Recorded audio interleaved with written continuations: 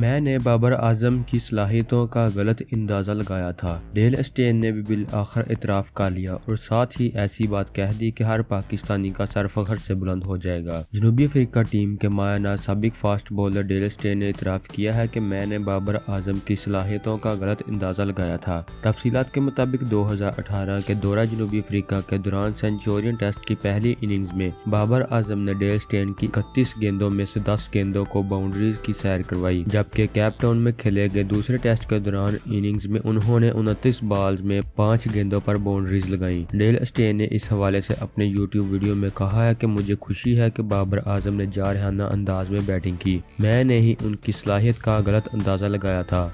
उन्होंने चंद इंतहाई शानदार ड्राइव शॉट्स खेले। मैंने उन्हें अलग किस्म की डिलीवरी की, मगर उन्होंने उसका भी बेहतरीन अंदाज में सामना किया। 36 साला डेल स्टेन ने मजीद कहा कि वो PSL के सीजन 5 के दौरान पाकिस्तानी मेजबान से बहुत ज्यादा लुत्फ अंदोज हुए। तो दोस्तों, ये थी हमारी आज की वीडियो। अगर आपको हमारी ये वीडियो पसंद आए तो उसे लाइक लाजमी करें और हमारे चैनल को सब्सक्राइब करें ताकि आपको क्रिकेट से जुड़ी तमाम खबरें सबसे पहले हासिल होते रहें। तो दोस्तों, मिलते हैं अपनी अगली वीडियो में। खुदा हाफिज़।